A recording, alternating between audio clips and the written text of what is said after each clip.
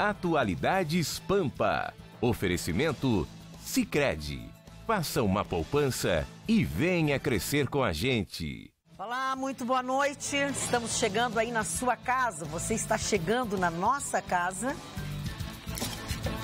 Na casa da impossível. Boa noite, senhores telespectadores. Nós estamos chegando aí na sua casa com as informações, com as notícias do dia de hoje. Está entrando no ar a Atualidades Pampa, deste dia 22 de março de 2018. E um dia muito, como é que eu digo assim? Triste. Triste. Obrigada, Gustavo Vitorino. E o Gustavo Vitorino vai explicar por que é triste. Eu acho que o STF hoje ainda não terminou, mas está se apequenando de uma forma assustadora. O STF está se apequenando de uma forma assustadora. Como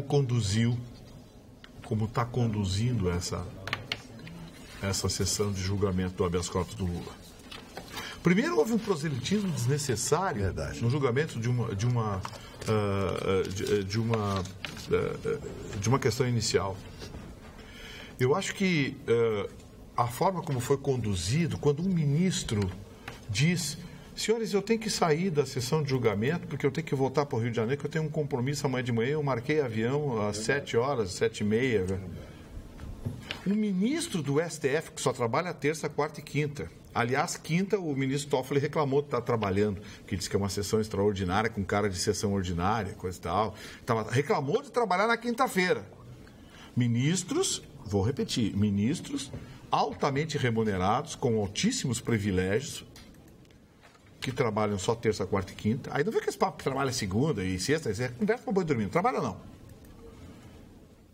E aí o ministro pede para se retirar da sessão que está decidindo os rumos do país, a ética e decidindo os rumos da própria justiça do Brasil, porque tem um compromisso no Rio de Janeiro, onde vai assumir como presidente não sei que lá, não sei onde, da Justiça do Trabalho. A Justiça do Trabalho que também está aprontando as dela. Depois eu vou contar uma mais tarde. O ministro diz isso, que vai sair da sessão de julgamento de uma questão que decide os destinos do país na mais alta corte, porque vai assumir de presidente, não sei de que, um compromisso que assumiu no Rio de Janeiro. Só faltou alguém dizer: olha, vamos interromper a sessão porque eu quero assistir o Atualidades Pampa pela internet. Eu hoje passei... Eles aprenderiam alguma coisa. Eu hoje passei a ter vergonha. Sabe aquela coisa, Magda, da vergonha alheia? Sim. Quando da votação do impeachment da Dilma, que a gente passou a conhecer as vísceras do nosso parlamento, e eu passei a me envergonhar do parlamento que eu tenho, hoje passei a me envergonhar da mais alta corte brasileira. Pois é, né, Gustavo? Porque a gente vem vem dizendo alguma coisa, assim, mas fica tudo no... mas hoje foi muito desagradável. 4 horas para julgar uma preliminar. A cara que tem formação jurídica sabe o que eu estou dizendo. Uma preliminar... É preliminar. Você vota e fundamenta em 2 minutos, 3 minutos. Teve ministro fundamentando uma preliminar em 20 minutos. Não, e teve, por exemplo, a Rosa Weber falou muito mais do que isso. E teve um achincalhamento da segunda turma para a primeira turma, de novo do Gilmar Mendes, que interrompeu. O seu Gilmar Mendes levantou no meio da sessão, dizendo: mas o que vocês fazem na primeira turma? O seu Gilmar Mendes levantou no meio da sessão, saiu da sala, saiu do STF, pegou o carro e foi para local incerto e não sabido e retornou algum tempo depois. Ninguém sabe o que ele foi fazer, onde ele foi. Eu estou falando da mais alta corte do país, que está decidindo uma questão jurídica que envolve a ética no Brasil, que envolve o respeito à lei. Aí você leva 4 horas para julgar uma preliminar, Carla. Uma preliminar. Quem se salvou foi a Raquel Dodge.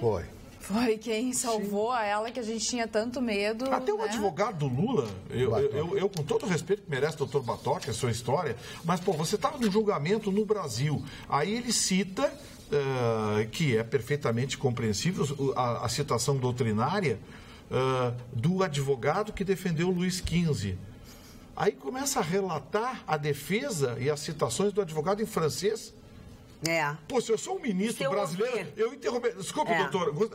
E levou um tempão, né? Mas eu gostaria que o senhor, por favor, o senhor fizesse a sua manifestação em português. O senhor Até porque eles uma manifestação na mais alta corte brasileira. A mais alta corte não consegue entender as próprias leis ou diverge completamente das próprias leis. E como é que ele vai trazer uma outra legislação, um outro exemplo? O cara vai citar o advogado do Luiz XV. Não, foi longe. Pô, respeito a história, tudo bem, mas, por favor, nós estamos na mais alta corte brasileira, em que as citações têm que ser feitas em português, e essas demonstrações de erudição soam como tratar como babaquice a corte brasileira. E levando em conta que eles não estão mais no seu recinto fechado, eles estão na televisão. E as pessoas também estão na televisão porque querem transparência. E aí vão falar em francês... Chicão, hoje eu entendi, Chicão, por que nós somos um país de bananas. Porque depois de conhecer o parlamento brasileiro nas suas entranhas, hoje eu conheci a mais alta corte brasileira nas suas entranhas. E eu entendo por que nós temos esses executivos medíocres, corruptos, e que nós somos uma nação de bananas. Que é um exemplo porque os negativo, poderes brasileiros, os poderes brasileiros são poderes de banana, infelizmente.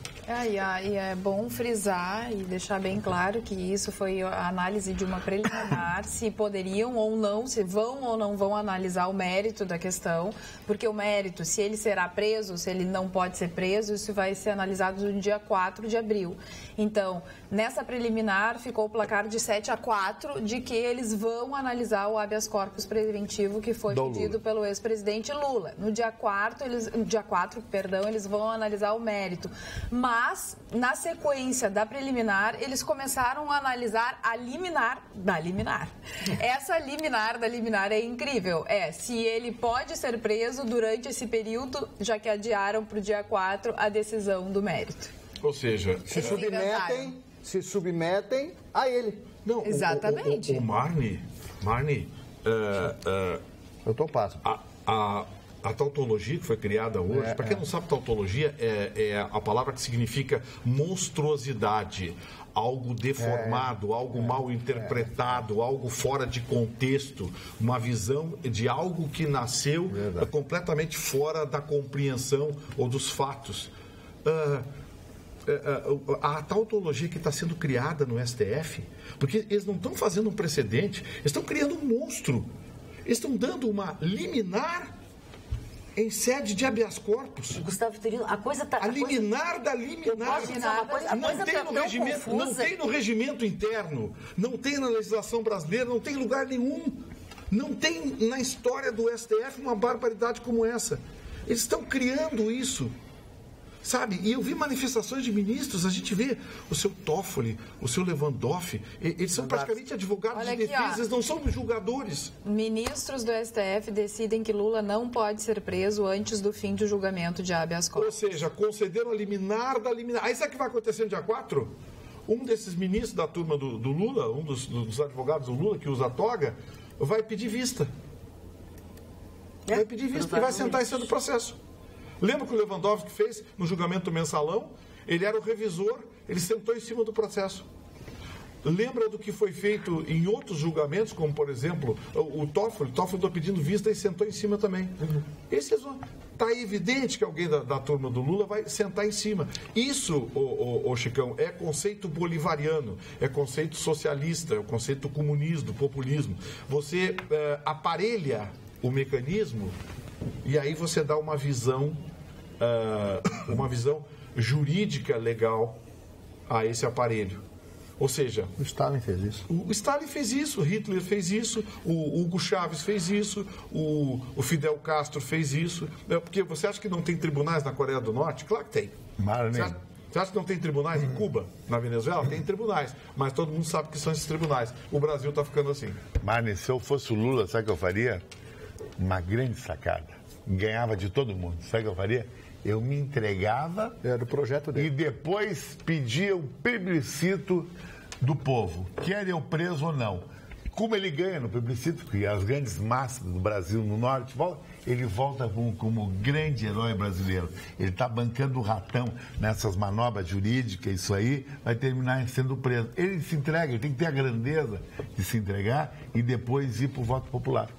E aqui bem pertinho, aqui no Peru, o presidente PKK pede a sua exoneração do cargo, entrega o cargo, porque confessou que recebeu $800 mil da famosa Odebrecht, a grande empresa brasileira que servia de modelo para as outras empresas brasileiras. A diferença que a gente vê num país aqui ao lado, um país pobre, que era pobre, que hoje é um dos gigantes, que melhorou muito a situação através dos seus comprometimentos, inclusive educacionais, coisa que aqui no Brasil não existe. Eu assisti grande parte da tarde de hoje e eu concordo em gênero, número e grau com o senhor Gustavo Vitorino, nosso douto amigo, que falou com muita propriedade a respeito disso. Quando eu vi os ministros, como, por exemplo, o senhor Marco Aurélio Mello, usando de termos em latim, termos jurídicos que absolutamente ninguém entende, eu acho que nem ele mesmo entende tudo aquilo que ele fala, eles ficam filosofando em cima, tergiversando em cima de um mesmo assunto e vai, não são sucintos, porque eles sabem que os holofotes estão em cima deles. Quando eu vejo o Toffoli, aquele rindo a socapa da situação, porque realmente, o outro dizendo, porque eu tenho um compromisso no Rio de Janeiro, que eu vou receber uma comenda, vou receber um título lá do negócio do trabalho, para mim é uma honra, eu estou representando aqui, ele disse que estava representando. Marne, olha a vergonha, Marne. O cara está julgando um ex-presidente, uma questão que envolve a ética e o próprio conceito de justiça no nosso país. Aí ele pede para sair da sessão, porque tem que pegar o avião e ir para o Rio de Janeiro para... Mostrou já receber o não sei o quê. Total.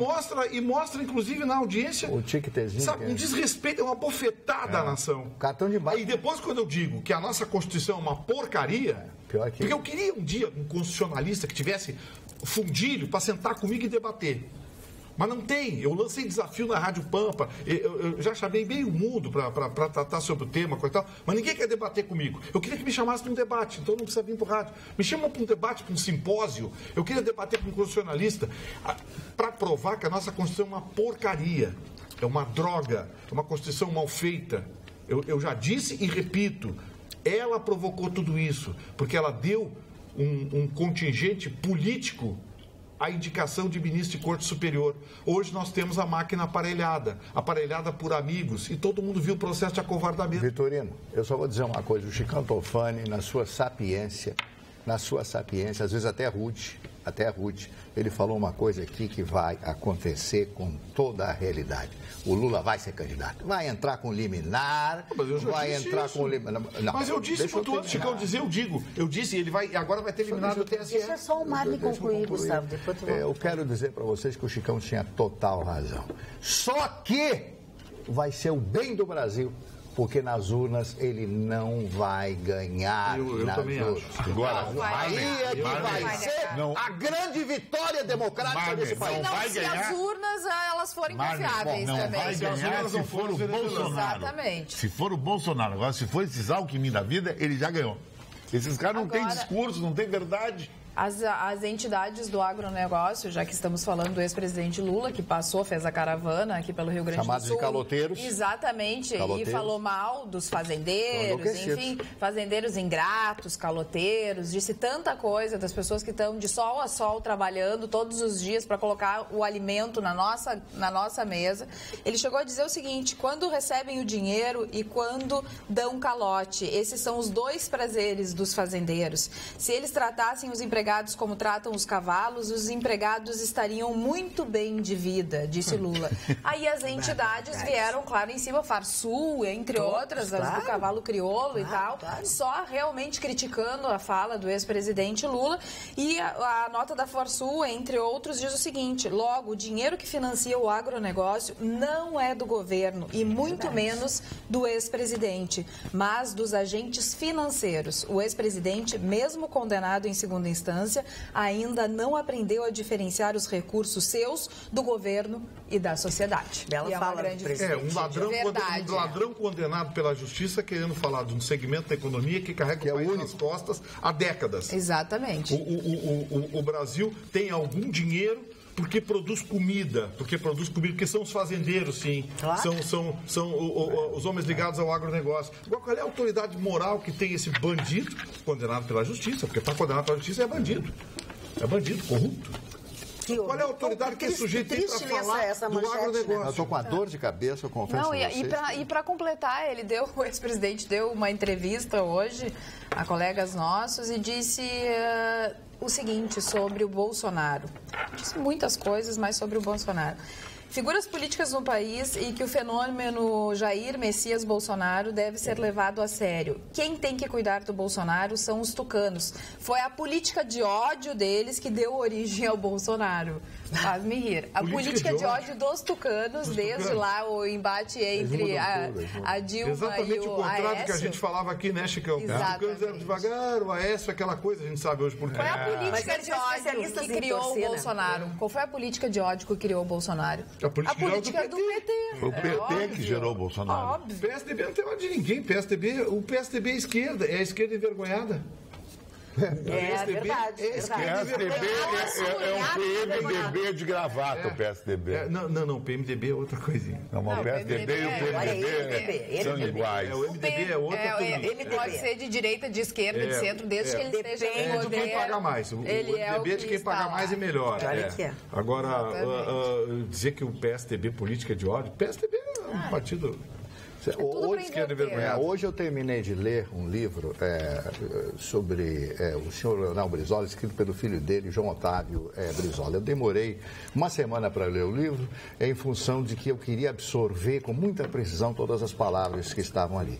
E num dos capítulos narrados pelo João Otávio, parabéns, João Otávio, não o conheço pessoalmente, se o conheci lá no Rio de Janeiro, não me recordo, mas gostaria de dar os parabéns pelo livro que você escreveu. No começo eu não estava gostando do livro, até comentei aqui. Mas ao final do livro eu fiquei profundamente emocionado. Mas um dos capítulos que o João Otávio coloca aí, que quando volta o Brizola volta, ele manifestou o desejo de conhecer o Lula, é um novo líder, que foi criado pela própria ditadura, o Lula, segundo ali o que está escrito, através do Golbery, Couto e Silva, que queria um contraponto para o Brizola. E o contraponto para o Brizola seria o Lula, crescendo, no sindicato, participando dos programas de televisão, inclusive um que eu fazia lá em São Paulo à época.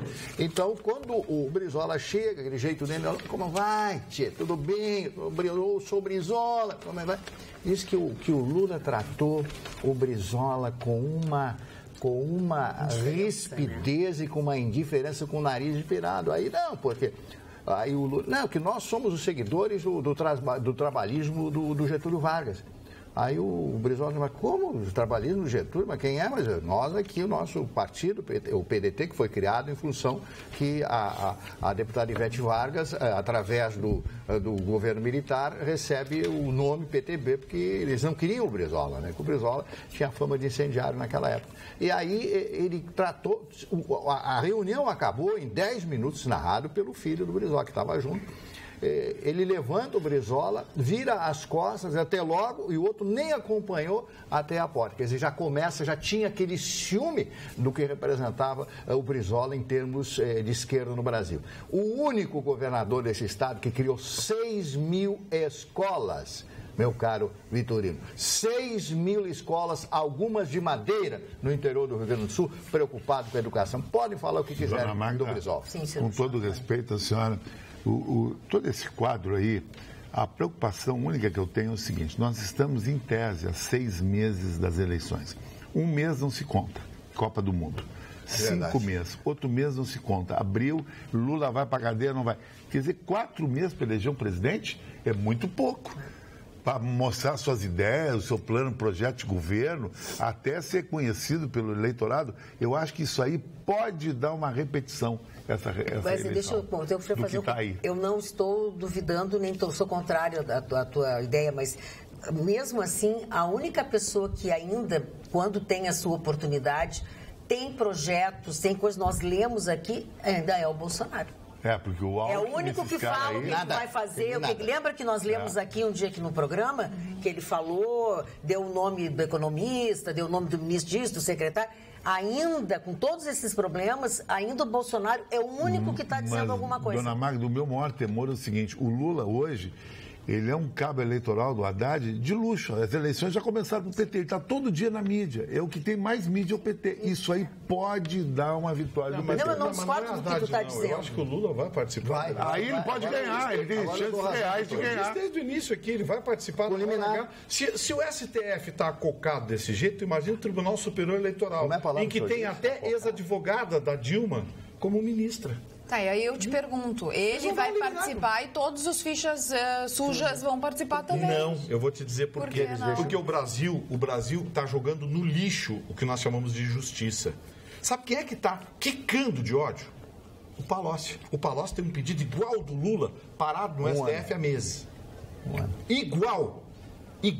O habeas corpus dele não é nem preventivo, é um habeas corpus de rito ordinário.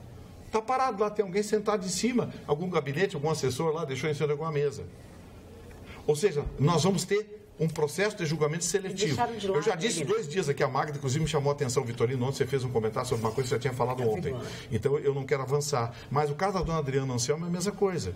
Tem milhares de pedidos iguais da dona Adriana Anselmo, mas alguém está sentado em cima, não julga. O que vai acontecer? Eu disse aqui, acabou, ninguém mais vai preso. Não, vai sim, porque nós vamos ter justiça seletiva. Não vamos julgar pela lei, nós vamos julgar pela amizade, pelo interesse. Uma delação do Palocci é terrível uma pro fala PT. de um dos ministros. Sim. Quando falou nisso como se fosse uma grande coisa que tivessem feito. Sim, eles não assistem com a autoridade.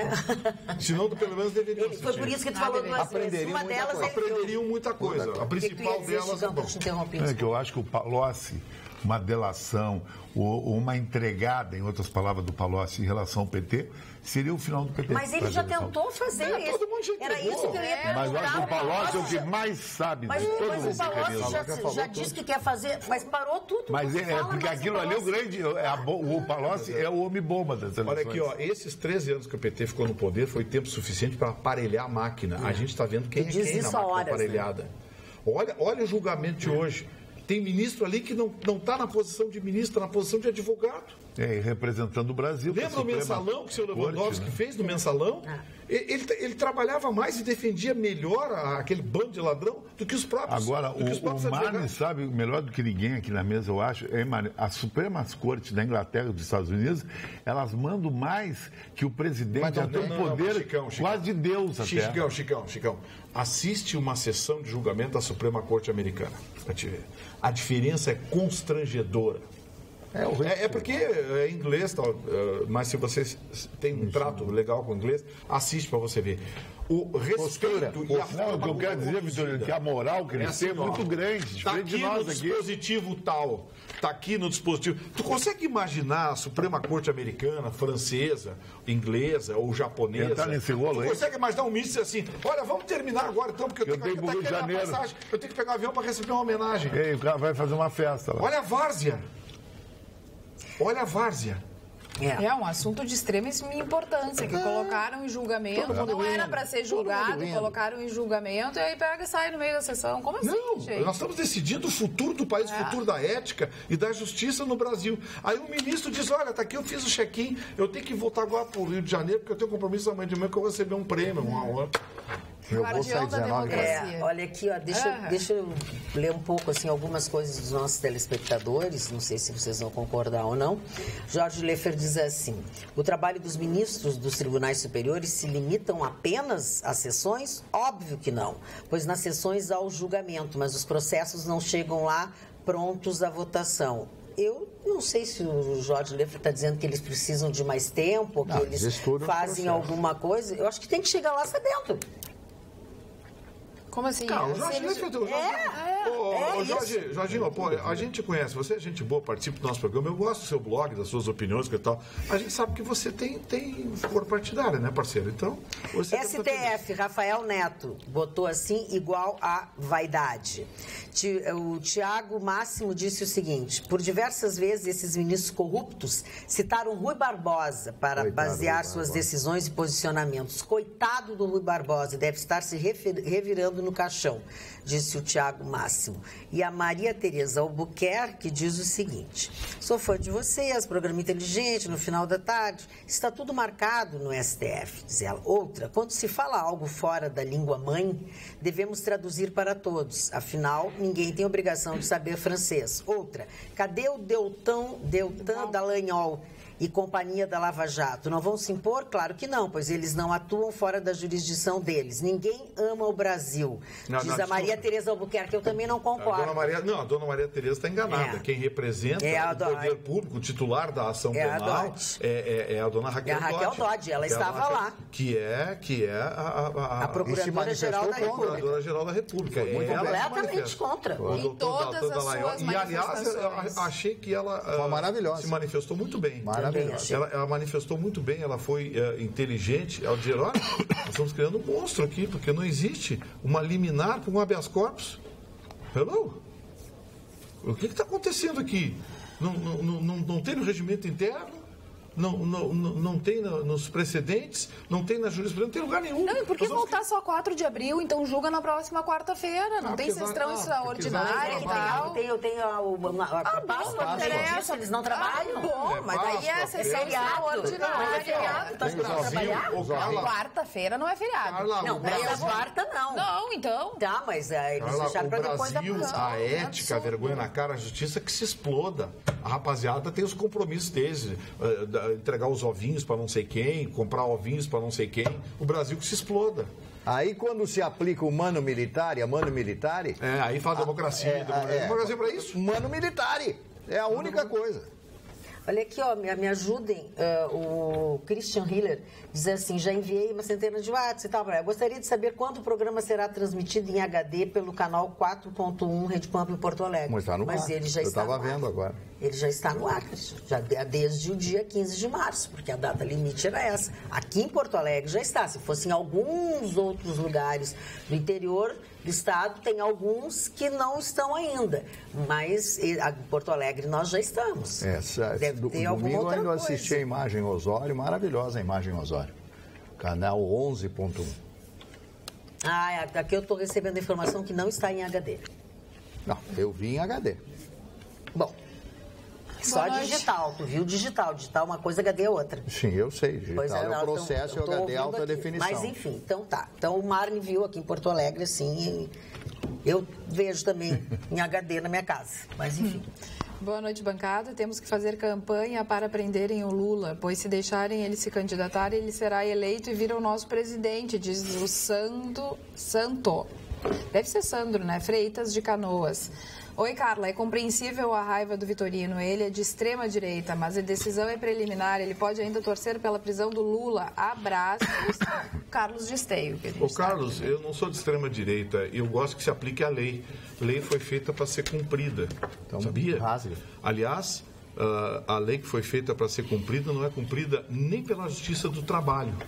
Quem diria, a tal de ANAMATRA, que é a Associação dos Juízes do Trabalho, editou um enunciado número 38, dizendo para os juízes não respeitar a nova legislação trabalhista e liberar os sindicatos para cobrarem o imposto. ANAMATRA? ANAMATRA. Nacional? O enunciado número 38. Simplesmente disseram, cobra que a gente garante. E mais, tem gente aí, sindicato de gaveta que não existia, que está cobrando retroativo 5 anos imposto sindical. O sindicalismo no Brasil virou uma sacanagem.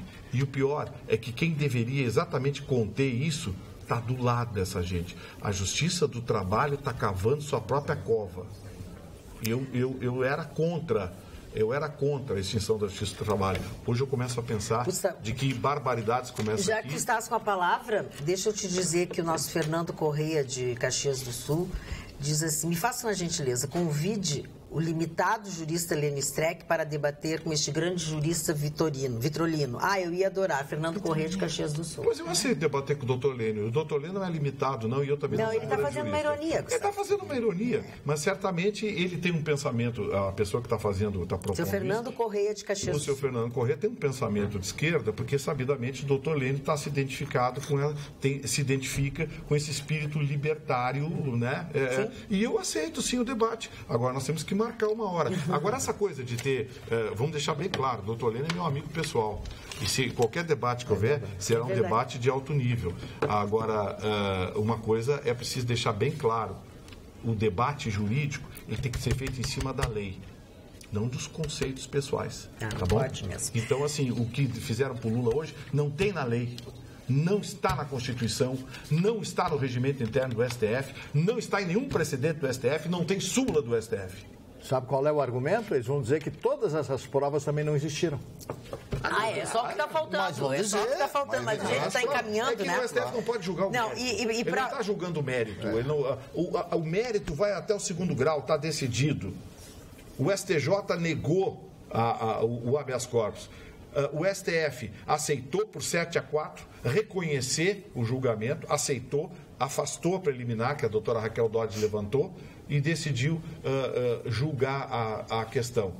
E num ato falho, a ministra Rosa Weber acabou falando até que vai votar pelo habeas corpus. Ela, num ato falho, no final da sessão... Não. Sim, porque a favor do habeas corpus. Sim, porque ela já votou a favor... Já vou te dar o placar aqui, Chicão. 6-5 pro Lula. Porque ela mudou... 6-5 ou 7-4. Ela fez uma fala muito confusa. Foi aí que ela se atrapalhou. Ela voltou muito no tempo, começou a puxar não sei o quê, porque ela tinha votado diferente na história do habeas corpus. E aí ela votou diferente e ela se atrapalhou, eu ouvi isso. Sim, para o recebimento, eu fiquei em dúvida. O que ela disse? Que antes ela votava pelo não recebimento, pela não análise desse tipo de habeas corpus. Mas que a maioria decidia que sim, que deveria ser analisado, isso é a preliminar, estou falando da preliminar, o habeas corpus, então que ela, como ela era pela maioria, pelo que a maioria do plenário, né, sempre decidia, dessa vez então ela estava trocando para conhecimento do habeas corpus. Mas em nenhum momento ela chegou no mérito. Não, eu achei que ela escorregou, porque teve um momento que ela disse o seguinte, não só pelo conhecimento, como também a progressão desse pedido. Aí achei que ela cometeu um ato falho. Bom, mas daí ela vai ter que mudar de opinião de novo? Sim, mas mudar de opinião não é uma festa. É a coisa mais... Falando em mudar de opinião, e uma coisa, outra coisa, o Fernando Richtler diz que, infelizmente, você vota no João e se elege o José. É a urna que o Mário está falando. É a urna que o Mário Barcelos está falando. Agora, uma coisa... Nenhum país do mundo usa essa urna. Se fosse bom, os Estados Unidos estavam usando, a Alemanha estava usando, Israel estava usando. Não tem como isso aí. A gente sabe disso, né? Essa urna... Inclusive, nesse livro do filho do Brizola, eles falam isso no Proconsult. Não sei se lembra da primeira eleição do Proconsult, né? Que fizeram uma sacanagem pro Brizola. Ele chamou a imprensa internacional que estava lá, e aí mudaram e ele se elege governador do Rio de Janeiro. Se não teria sido eleito o governador que eles queriam ser eleito, que era aquele do Vozeirão. Lá me esqueci o nome dele lá. O ex-prefeito, né? O Zé de Alencar? Não. Marcelo Alencar, Marcelo depois foi governador, né? Aquele outro que continua hoje até aqui, a 10ª vez deputado federal pelo Rio de Janeiro, sei lá quantas vezes. Agora, a verdade é essa. O Miro Teixeira. Isso, Miro Teixeira, Mirão. O Mirão. É o Mirão que chamava ele lá na pessoal lá. Agora, então, ninguém usa essa tal de urna eletrônica. E aí um técnico, um engenheiro, disse, olha, essa urna tem uma patente que é uma patente americana e que ninguém pode mexer nessa patente. Ninguém pode mexer. Isso foi escrito, isso aí foi de 1982. Mas a urna é brasileira, desenvolvida no Brasil, tudo, e é uma urna que ninguém aceita. Não é venezuelana lá? Não, era fabricada lá, mas a tecnologia foi desenvolvida no Brasil. Eu vou dar uma aliviadinha, assim, só um pouquinho no programa, para depois a gente pode voltar a esse assunto sem problema algum, mas antes eu quero dizer para vocês que o Flávio Prestes, lá da Rossi Zorzanello, perguntou se nós tínhamos recebido os ovinhos de Páscoa. Disse que comentaram muito, que nós falamos aqui na Chocofest, que ele agradeceu a todos nós e convidou a todos para ir até Nova Petrópolis e participar e curtir a Chocofest. Estou dentro. Tá? Então, eu não posso ir, mas tu pode, né? Eu sou o único magrinho da mesa. É o único magrinho da mesa, né? Tá podendo. E hoje quem esteve aqui na nossa emissora, na nossa sede, foi a professora Cirlei Dias Gomes. E deixou um convite, ela é nossa telespectadora assídua, participa muito, se comunica quase que diariamente comigo sobre as pautas do programa. E ela está trouxe um convite para todos nós, que é para a aula inaugural do programa Gerações, que vai acontecer lá em Canoas. Quem convida é o prefeito municipal de Canoas, Luiz Carlos Busato, a vice-prefeita Gisele Weckert, e essa aula inaugural, Gerações, a coordenador deste projeto, os coordenadores são a professora Cirlei Dias Gomes, o professor Flávio Fialho, em parceria com o Senac de Canoas. O que é isto, tá?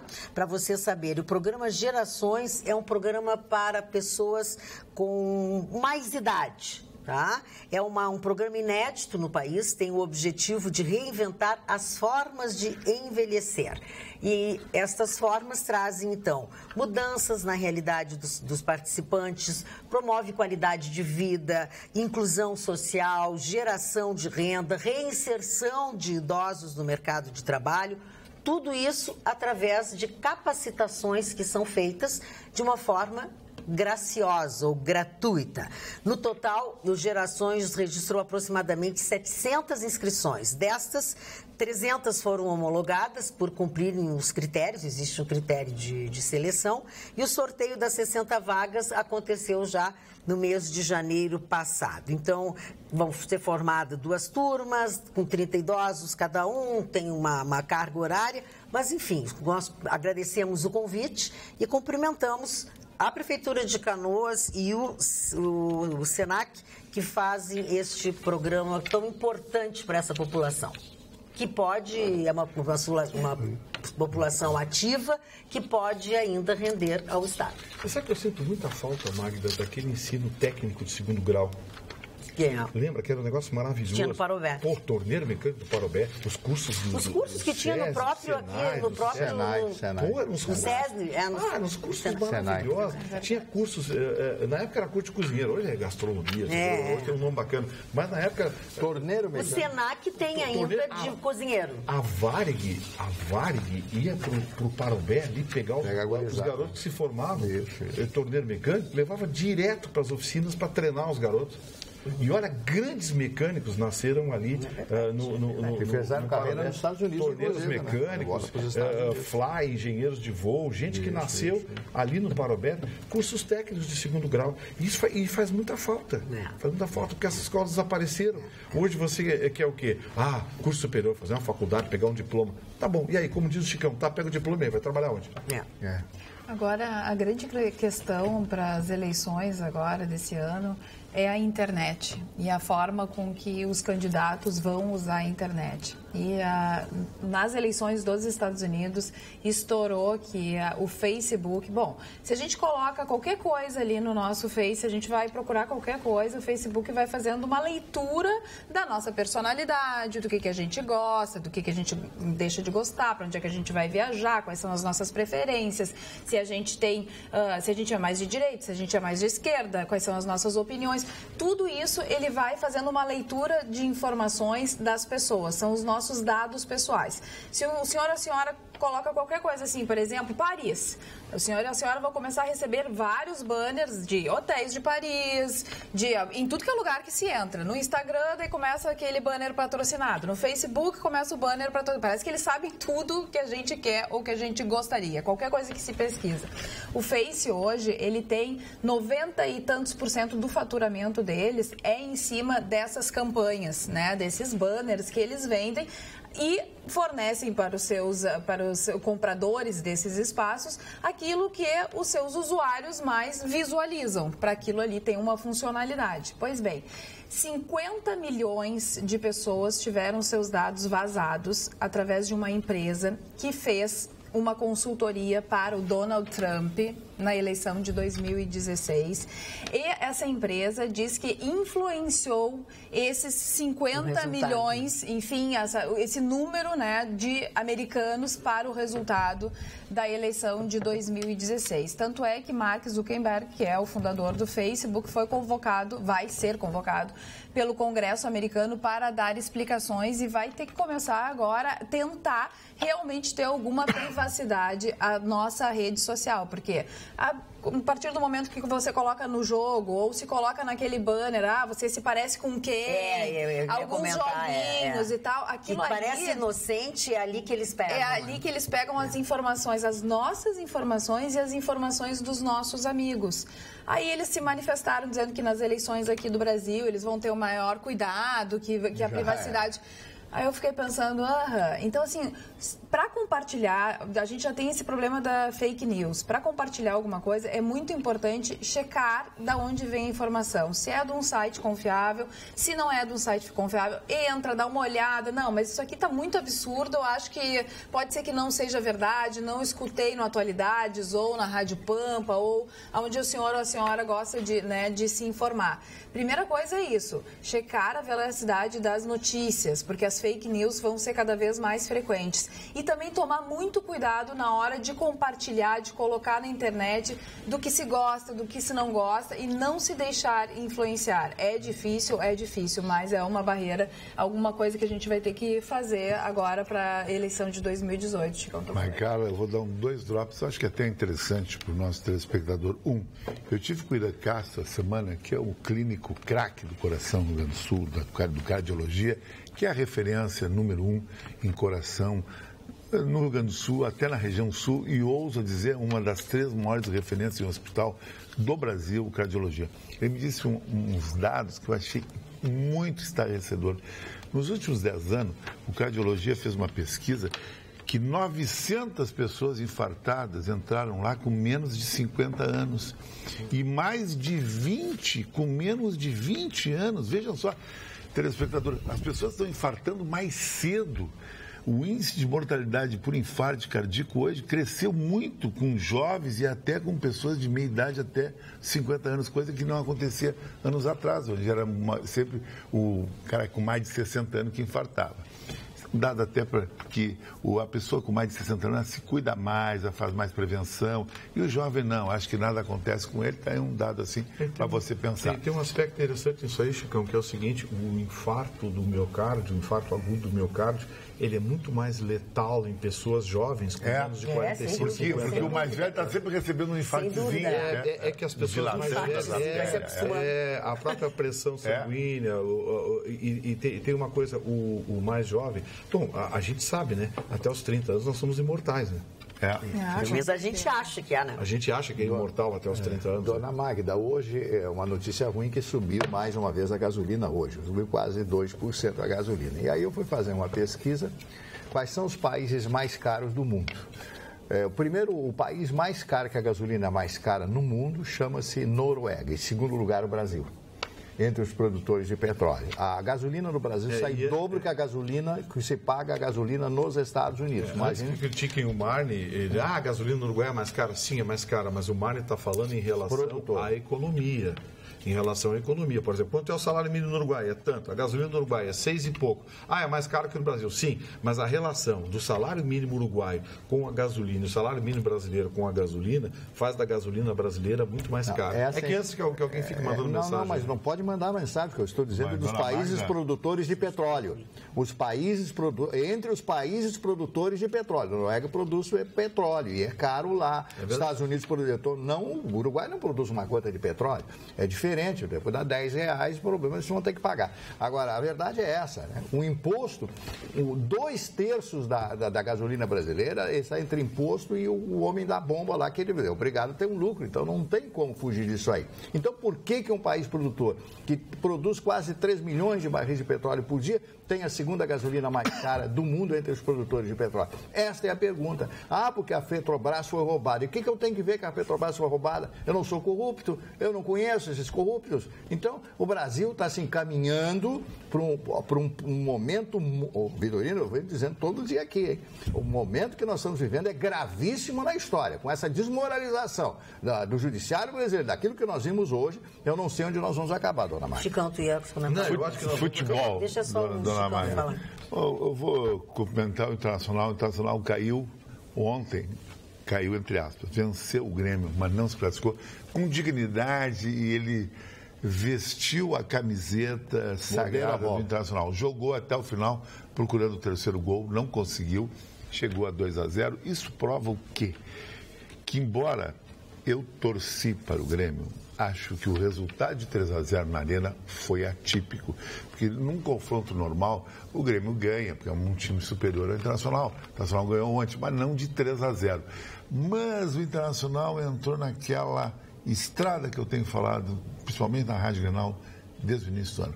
Vai terminar um ano sem ganhar nada. Isso é muito ruim para o Internacional. O Internacional não tem jogador para vender, não tem uma gestão top, não tem jogadores top, não é sonho de consumo. No Campeonato Brasileiro, num cálculo que a gente fez, ele vai ficar entre 10º e 15º, se não flertar a zona do rebaixamento. Libertadores não existe. Então, o que vai existir para o Internacional? Chicão, o ano do Internacional... É zero o ano Internacional. Mas tu acabou de dizer qual vai ser o ano do Internacional. Se manter na primeira divisão, quem sabe beliscar uma Sul-Americana. Isso aí é muito muita pequeno sorte, uma para um Libertadores. time que tem essa história. Sim, mas o Inter está vindo de uma fase muito negra, Chicão.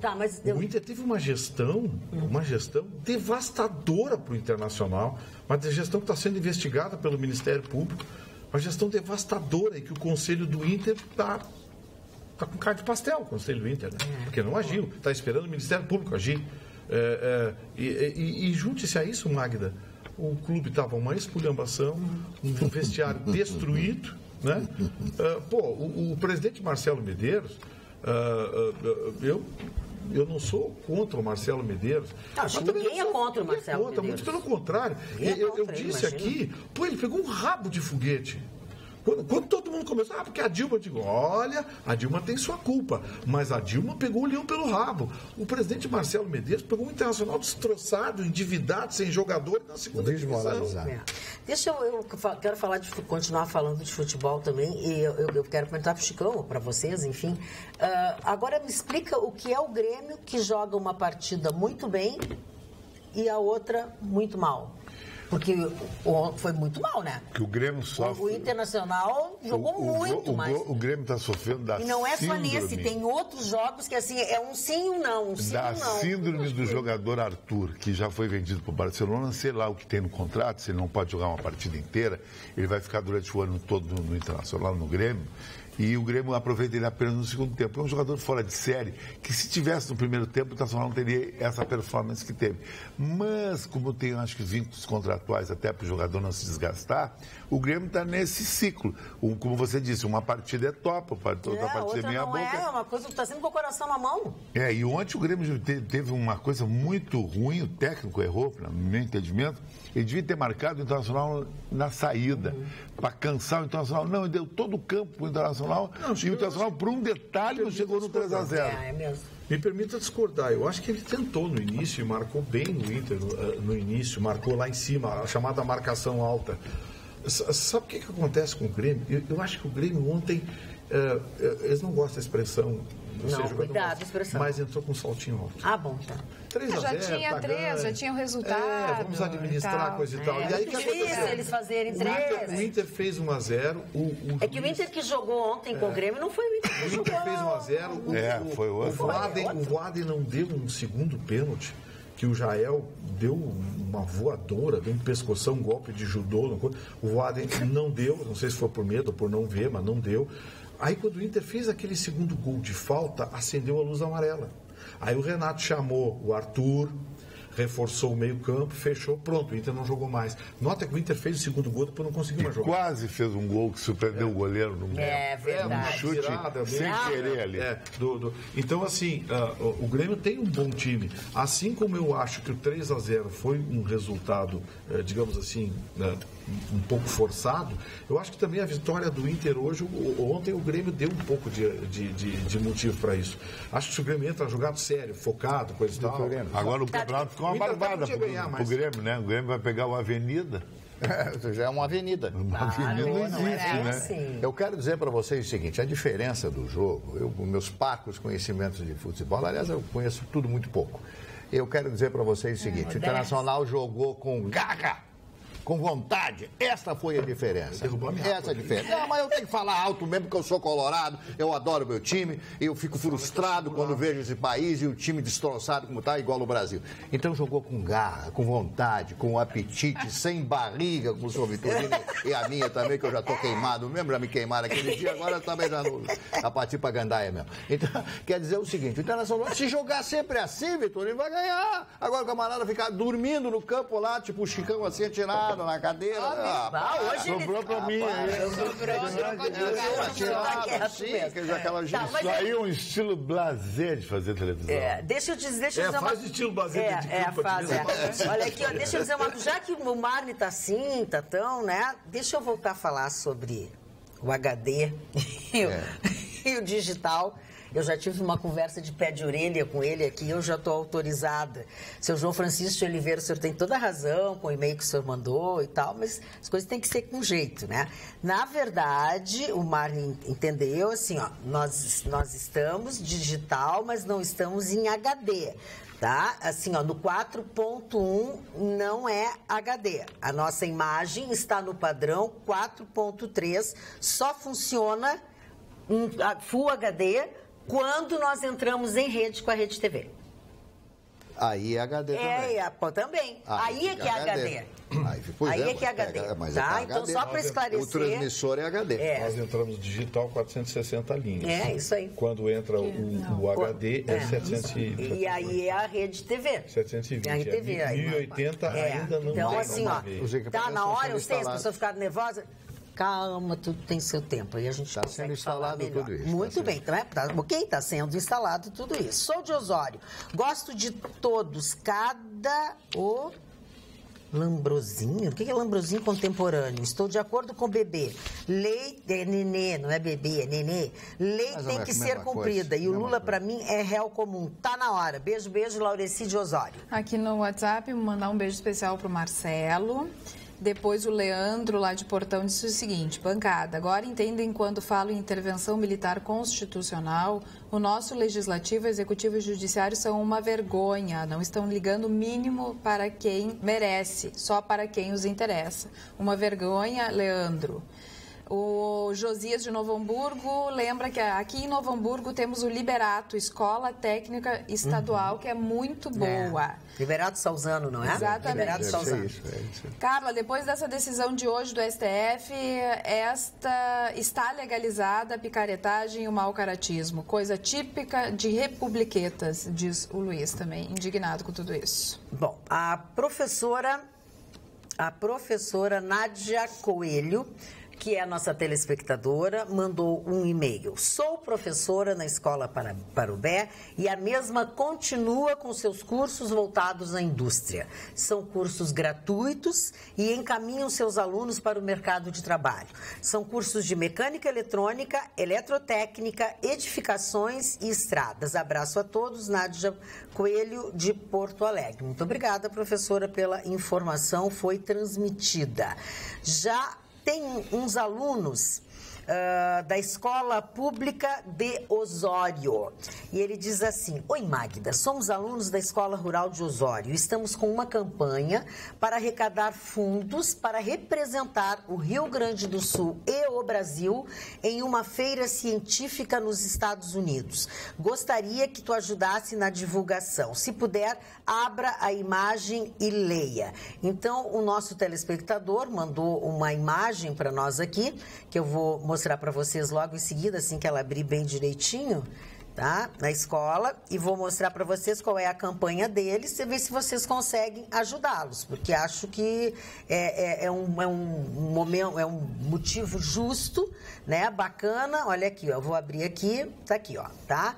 Partiu Olimpíadas de Gênios Nova York, primeiro lugar da FEBIC no quesito inovação, primeiro lugar a partir da participação na feira de 2017, os alunos da Escola Rural de Osório foram convidados para participar da Genius Olimpíada de 2018 nos Estados Unidos. Toda forma de ajuda é bem-vinda. Eles têm um Facebook também, que tem o mesmo nome, Partiu Olimpíada de Gênios New York. Então vamos ajudar a gurizada.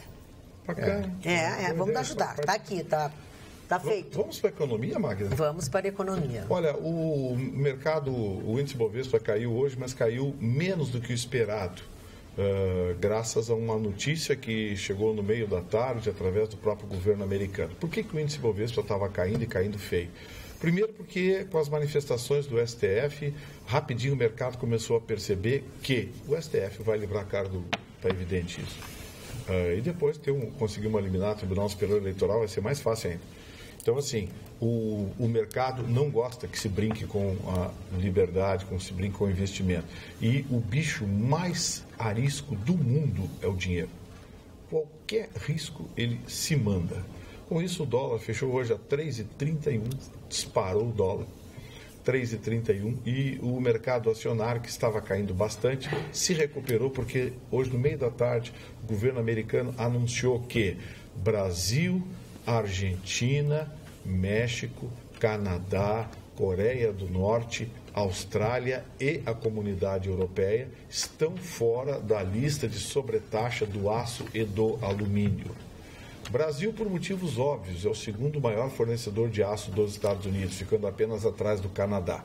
Canadá e México, porque foi respeitado o acordo do NAFTA, que é o acordo de livre comércio da América do Norte. A Argentina, eu não sei porquê, porque a Argentina não produz tanto aço assim, mas pegou uma carolinha no Brasil e o YouTube quis fazer uma gracinha para os argentinos.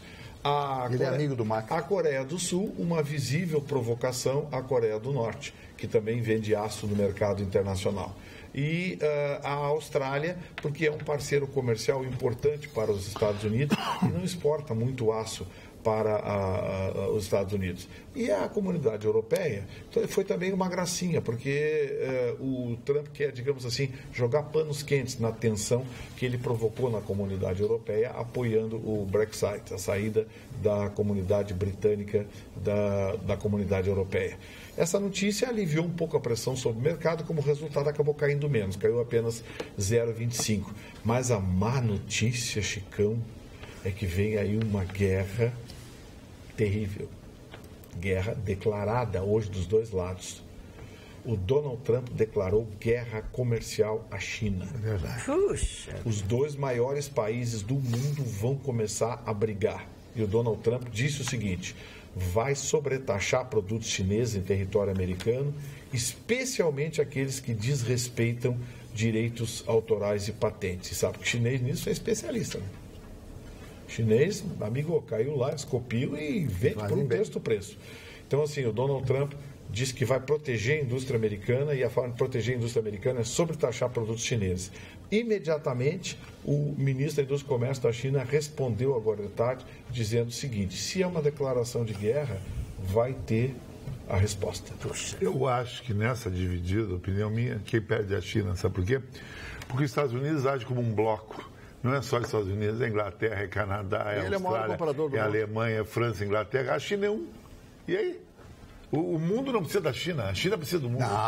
Não, o mundo não precisa da China. Até aquelas quincalharia barata aí, com mão de obra escrava, que os caras dormem em container, aí na fábrica não precisa. O que nós estamos falando são as duas maiores economias do mundo na atualidade. Mas a China não tem um bloco, os Estados Unidos tem um bloco. Vai ser uma briga então. Japão que não quer ficar do lado da China nunca. Que tem muito mais gente querendo atacar comercialmente a China, não tem dúvida.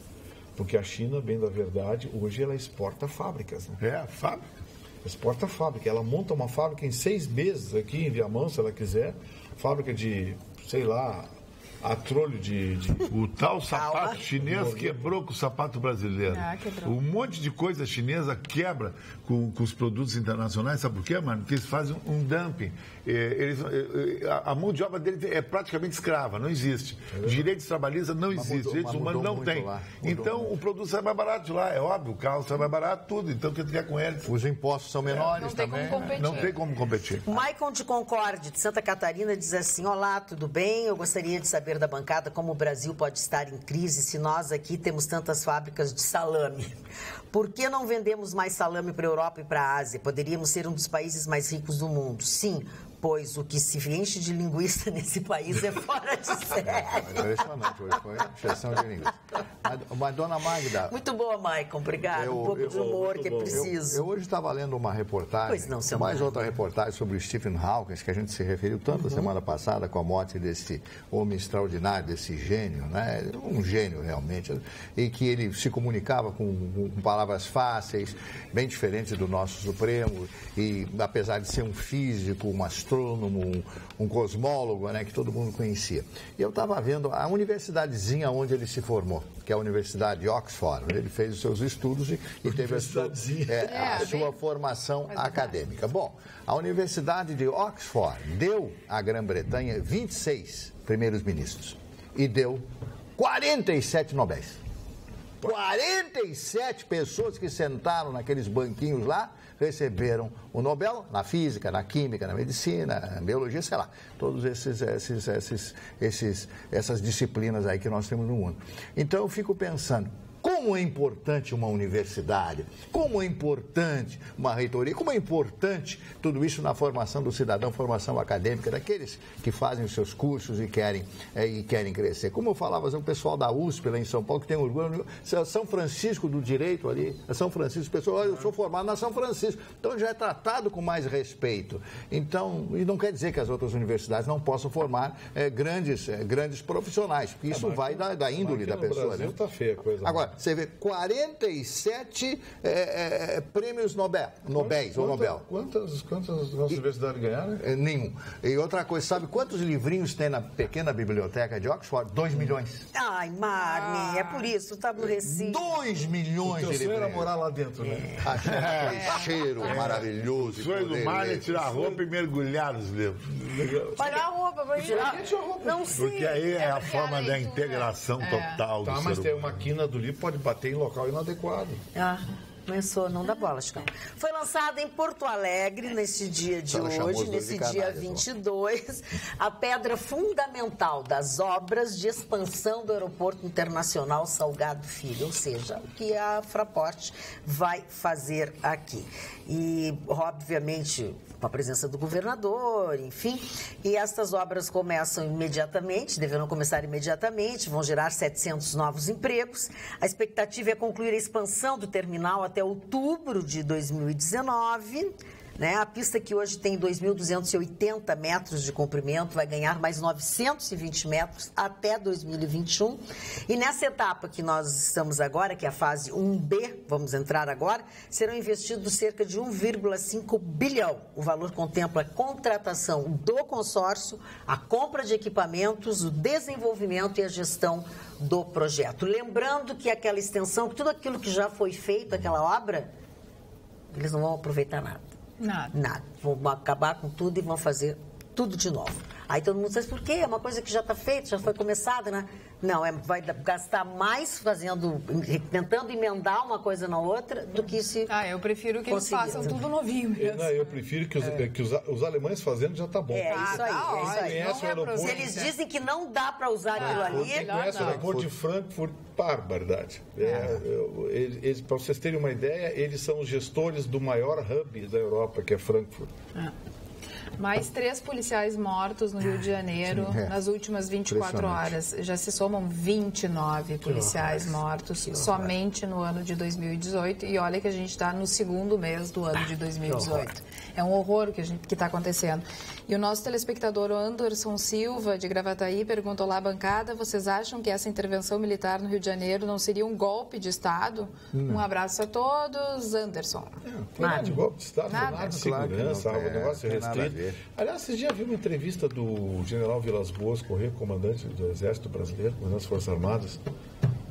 Eu esperava mais. Esperava? Bom, agora não espere muito da Páscoa que você compra, ou espere muita coisa, porque a polícia prendeu uma quadrilha que fabricava e vendia pela internet ovos de Páscoa.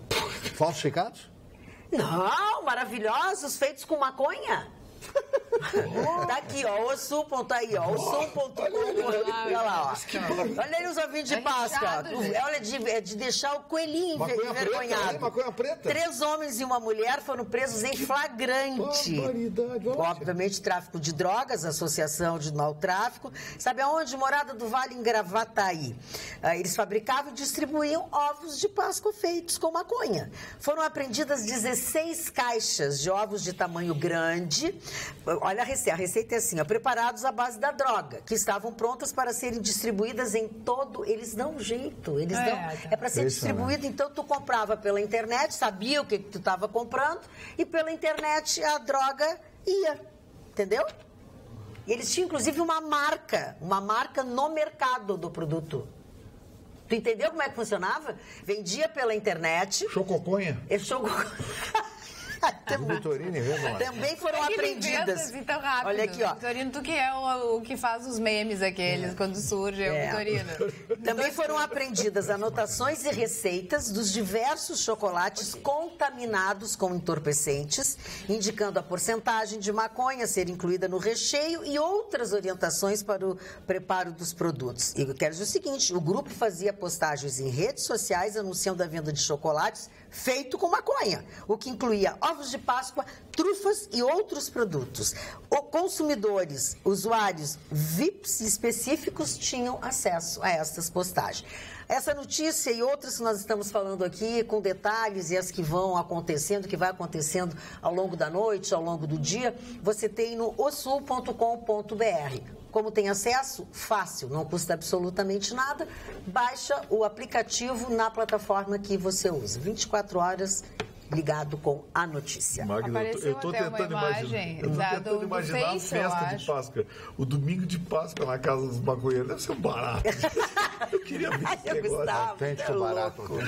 Baratão. Não, mas ele não vendia o ovo, ele só era o transporte dele. Mas ia ter gente que ia ver o coelhinho verde. Com 4 olhinhos, sem orelha, qualquer coisa do tipo. O carro do Crivella, o carro do prefeito Crivella, tem placa fria lá no Rio de Janeiro. Então não consta. Não, ele colocou, porque o ano passado foram 55 multas, né? O ano passado. Aí eles resolveram colocar uma placa fria que não existe para o carro não ser mais multado.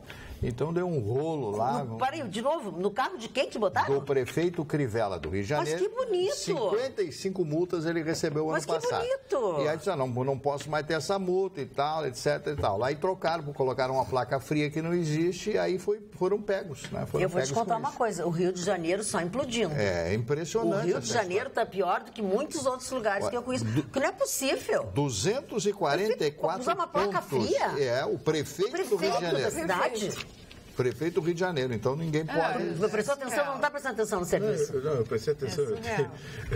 Eu tenho uma notícia pior para você. Ai, não nada pode ser pior. Sabe o SPC Serasa? Sim. O SPC Serasa foi protestado no SPC Serasa, em São Paulo. Como é que é? Eles estavam com atraso de PTU, estavam com atraso de PTU e não sei o que, e a Prefeitura de São Paulo protesta, né? Sim, foi pro SPC Serasa reclamar do SPC Serasa. Foi muito legal. Tem coisas no Brasil que não... Que parece duas, né? Cada uma que parece duas. Negócio do PPCI, criaram o PPCI, recrudesceram a lei sobre o PPCI e descobriram que uma unidade de bombeiros aqui do Rio Grande do Sul não tinha PPCI. Olha aqui, boa noite, querida bancada. Até que enfim a pista do aeroporto vai sair. Será? Um abraço a todos. Alzira Levis Deber, que é a nossa telespectadora assídua. STF, diz o nosso Edu Bauerman de Estância Velha, depois de hoje sinto tristeza, muito medo e excessiva vergonha. Assisti na íntegra a sessão, mas não acredito ainda o que assisti. Perdi meu tempo com metáforas pessoais. Não existe patriotismo no STF. O que existe são egos. Só falta debaterem seus perfumes, vinhos, comidas, viagens, prêmios e etc. Edu Bauerman está coberto na mosca. De razão. Aula de francês foi forte. Aquela foi. Ô Magda, vamos falar de sacanagem?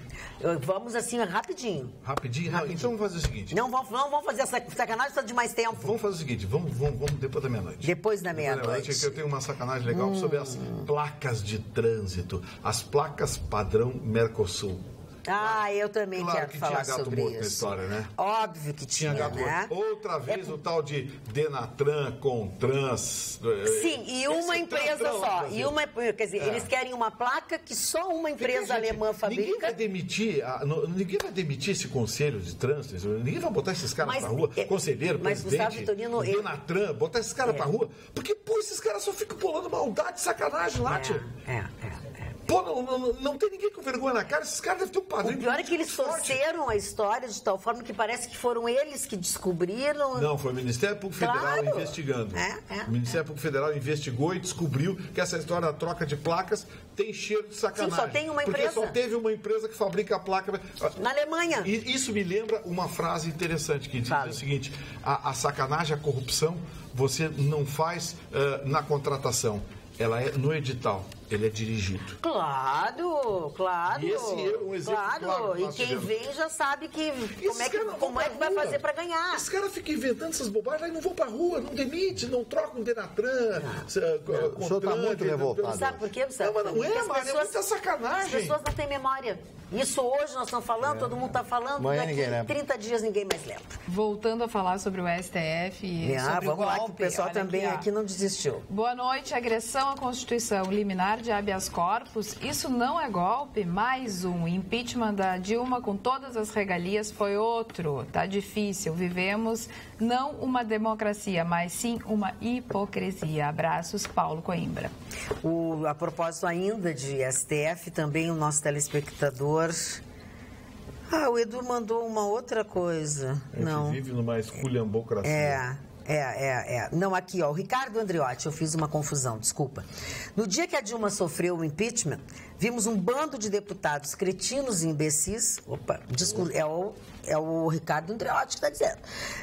Cretinos e imbecis discursando um monte de asneiras durante a votação. Agora, o STF está promovendo um espetáculo deprimente, cujo título não pode ser outro senão o Teatro dos Vampiros. O povo brasileiro fica de espectador de tudo isso e ainda acha graça deste circo de horrores. Com tudo isso, eu pergunto, quem destes tem moral para condenar o famigerado Lula?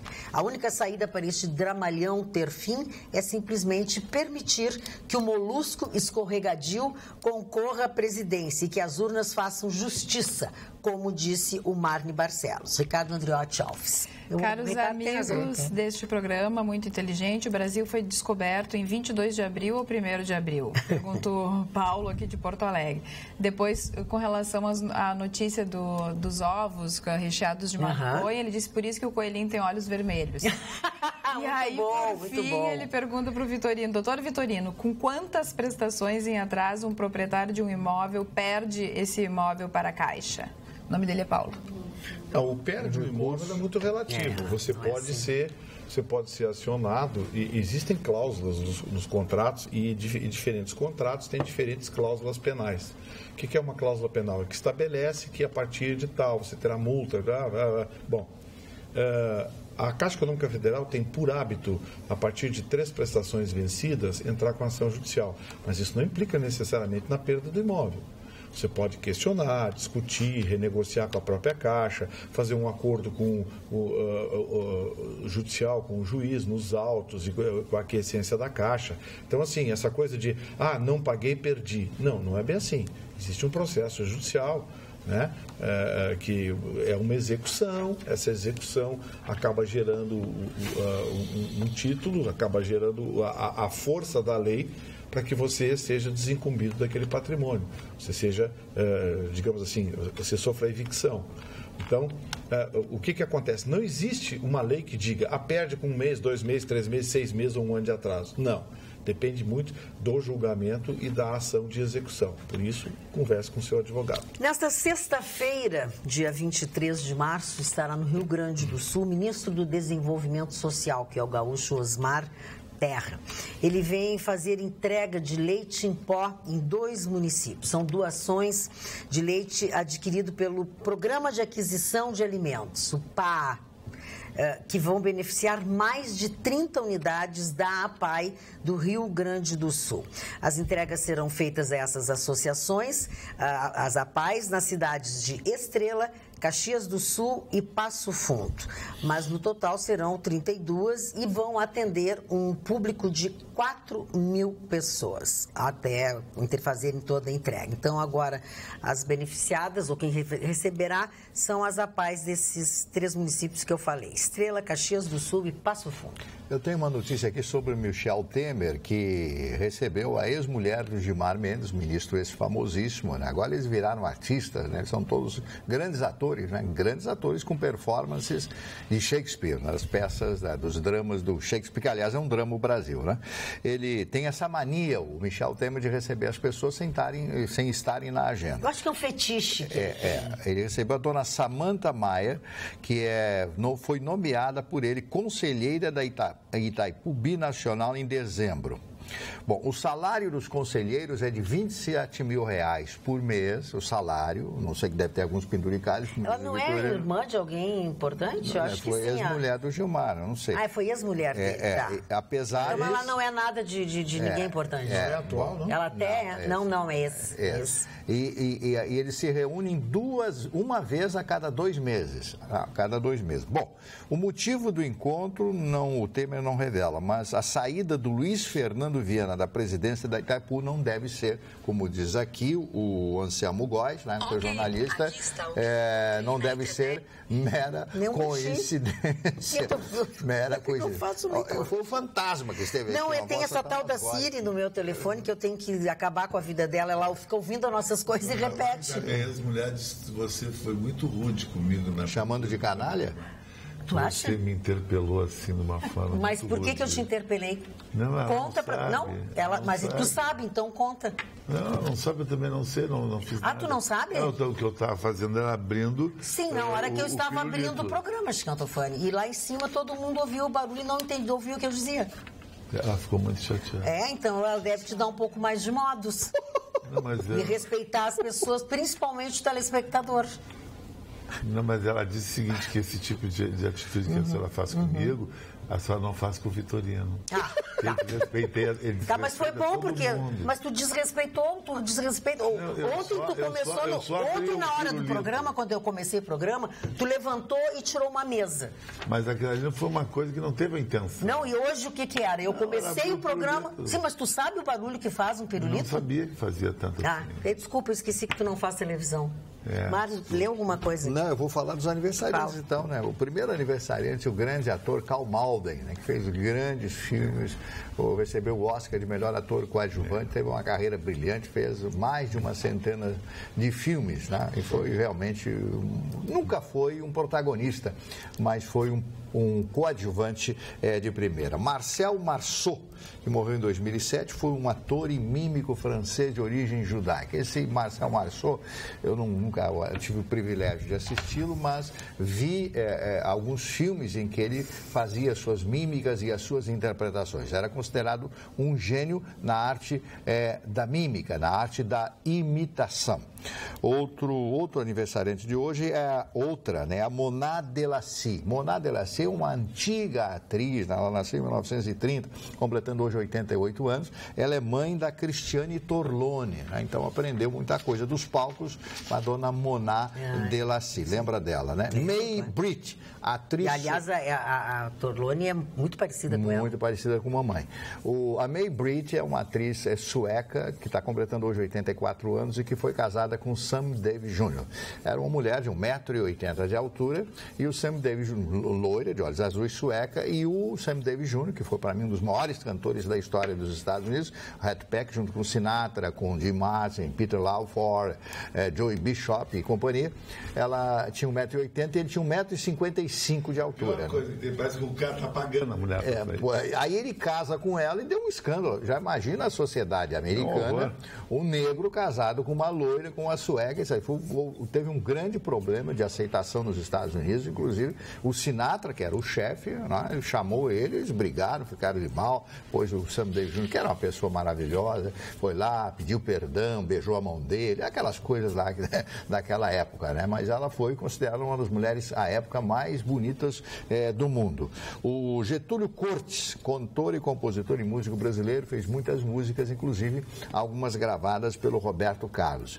Bruno Ganz é um ator suíço de fala alemã, parte alemã da Suíça, e que fez o filme Os Últimos Dias de Hitler. Neste filme ele interpreta Hitler, considerado a maior ou uma das melhores interpretações do ditador alemão, do Hitler, Bruno Ganz. São cenas que fazem... Esse filme eu assisti e eles fizeram as réplicas, o Vitorino, dos Mercedes daquela época, que eu acho um novinho, brilhando, aqueles carros que eram fabricados pela Mercedes e que eram usados por ele, por Hitler, né? Momento que ele recebe a Straut, que era Jung, que era a sua secretária, menina ainda que trabalhou, que deu depoimento para a realização deste filme. O George Benson, ator e cantor, músico americano, maravilhoso cantor George Benson.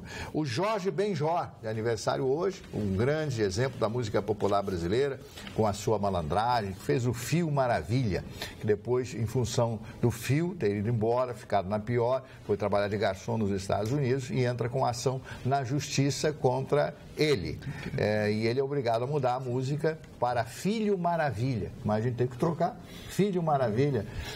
Que coisa horrível, né? Besteira que aquele cara fez, né? É o Henri Cristo, que diz ser a personificação de Jesus Cristo. A Lena Olin, que é outra atriz sueca de aniversário no dia de hoje. E também hoje é o falecimento de um dos maiores autores da Alemanha em todos os tempos, o senhor Johann von Goethe.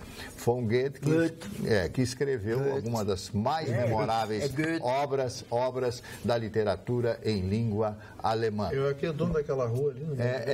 Aquela ruazinha tem homenagem ao senhor Goethe. Esse que era o dono da rua. Ele não quis dizer certo que vocês pegam no pé dele. Von Goethe. Von Goethe. Como é que é? Von Goethe. Já repetiu o seu nome. Alessandro Toledo diz o seguinte, presta atenção. Fiz meu curso técnico em Química na Escola Dom Feliciano em Gravataí, que também forma profissionais para a indústria. E ele também diz o seguinte, disse mais cedo, o programa está muito bom, mas está muito pesado. Até certo ponto, revoltante. Hoje é o Dia Mundial da Água, uma fonte finita para a nossa sobrevivência. A ONU lançou a Declaração Universal dos Direitos da Água, que apresenta entre as principais normas, a água faz parte do patrimônio do planeta. Os recursos naturais de transformação da água em água potável são lentos, frágeis e muito limitados. O equilíbrio e o futuro do nosso planeta dependem da preservação da água e de seus ciclos. A água não é uma doação gratuita da natureza, ela tem um valor econômico. Enfim, precisamos pedir para nossos gestores futuros terem mais atenção a nossos recursos hídricos da nossa cidade. Alessandro Toledo. É verdade, e o Brasil tem 15% da água potável do mundo. Imagina a cobiça internacional, né? Mas não tem noção, né, que tem. Sim, uma riqueza. O Brasil é o país mais rico da Terra, as pessoas não entendem isso. Poderia ser se não roubassem tanto.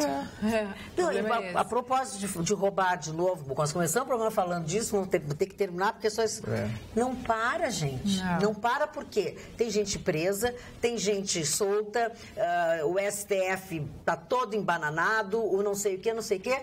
E a roubalheira continua, e a falcatrua continua. Isso que o Gustavo Vitorino falou agora há pouco sobre as placas, a mudança de placas que ficou, ficou lá para depois, para não sei o quê. Era uma outra falcatrua, era um jeito de alguém se beneficiar, passar um dinheiro por fora e nós, os trouxas, pagarmos, porque nós íamos ter que trocar as placas dos nossos carros.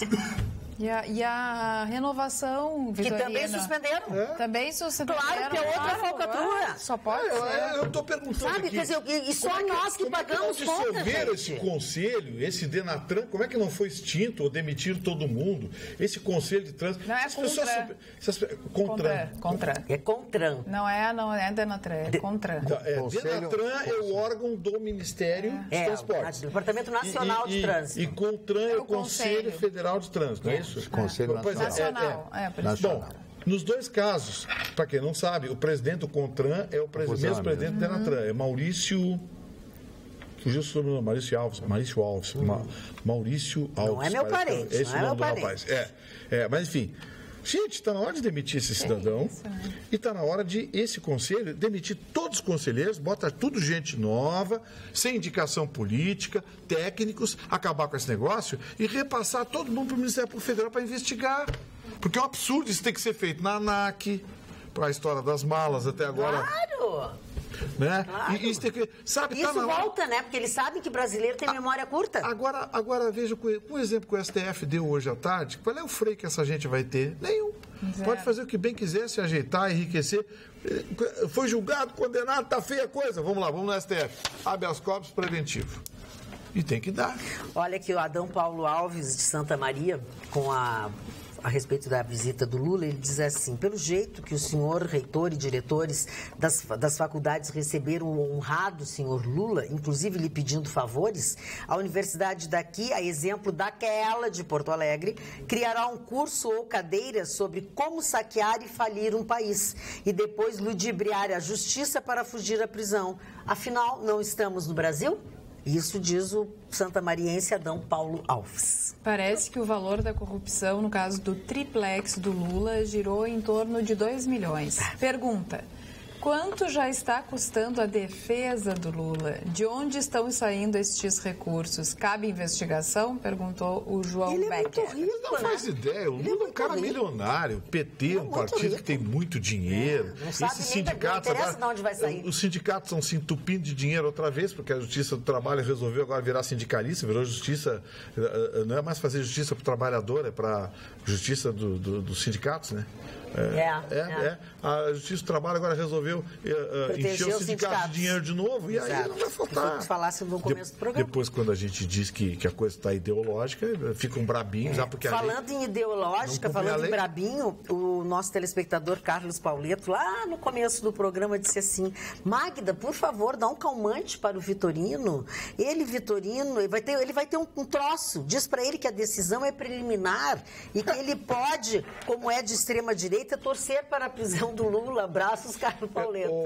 Esse Carlos Pauleto entope a minha caixa de correio de mensagem todo dia. Ele é fake. Eu acho que é funcionário do PT. Não é. Ele tem Não, eu acho que não existe, porque eu já pedi 2 vezes para ele parar de encher o meu saco não fala mensagem assim. Comunista lá para mim. Não, mas ele fica entupindo a caixa de mensagem comunista lá. Eu já pedi educadamente. Não manda. O cara não queria. É simples. Não, mas ele é caixa de... Tu gosta de reinar, porque é só bloquear. Em todos os lugares a gente bloqueia as pessoas, Vitorino. Tá bom, eu gosto de respeito antes de tudo. Mas então se ele te falta com respeito, bloqueia. Mas se o senhor acha que eu sou de direita radical, o senhor é um comunista declarado, então... Estamos lá diferentes. A alta corte brasileira representa muito bem a baixa qualidade de luta e de caráter do povo brasileiro. Para toda regra, é exceção, não esqueçamos. Triste, mas acho que resume o que vimos hoje. Adoro a todos e minha mãe Solange. Gosto em especial da Magda, do Vitorino. Abraços a todos. Verônica Beninca, de Canoas. E eu esqueci desde ontem de dizer para vocês que eu...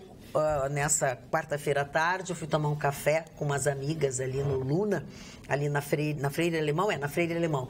E depois, na saída, encontrei uma telespectadora que chama Amélia, que mora ali naquela rua, que assiste o nosso programa todas as noites. Assiste os dois, assiste o das 19 e assiste o da meia-noite. É gostar de nós, né? E qual é o preferido dela? Vitorino. Vitorino. Que legal, obrigado. Vitorino. Obrigado pela gentileza. Falando nisso, a dona Arlete mandou hoje um abraço para o Marne Barcelos. Ela é fã do Marne Barcelos, dona Arlete, e a dona Arlete disse para o senhor só reavaliar um pouquinho seus conceitos sobre o Aguinaldo Timóteo. O que eu disse do Timóteo? Eu falei que o Timóteo, eu vi ele ajudar muitas pessoas. É que tu conta a verdade, as pessoas não gostam de saber. As pessoas não precisam ser de todo ruim, as pessoas podem mudar também. Não, evidente. Né? E eu, para finalizar, tenho uma rápida notícia. Pode Vocês falar, lembram da viúva do milionário da Mega Sena? Lembram? O cidadão, ele teve diabetes, não tinha as pernas. Me lembro daquele homem. E ganhou por 50 e tantos milhões na loteria naquela época, lá em Rio Bonito, que é uma bela cidade. Não foi aquele que a mulher... Isso. Então a mulher matou ele, ficou namorando um policial, lá, um assessor, um segurança dele, foi lá, matou essa coisa toda. Ele estava no boteco tomando uma cerveja, etc. E aí ela vem chutando isso e tal, mas a justiça negou habeas corpus, ela foi condenada a 20 anos de prisão, né? Ele teve tanta sorte em ganhar a Mega Sena e e a mulher manda matá-lo. O dinheiro fez mal para ele. Fez mal para ele. Ganhar esse dinheiro todo custou a vida dele. Talvez estivesse vivo hoje. E tá aí essa negativa de habeas corpus, aí tá certo também. Essa tá certa. Com certeza. Vamos encerrando o nosso programa de hoje por aqui. Voltaremos nesta sexta-feira, logo depois do Jornal da Pampa. Estejam conosco.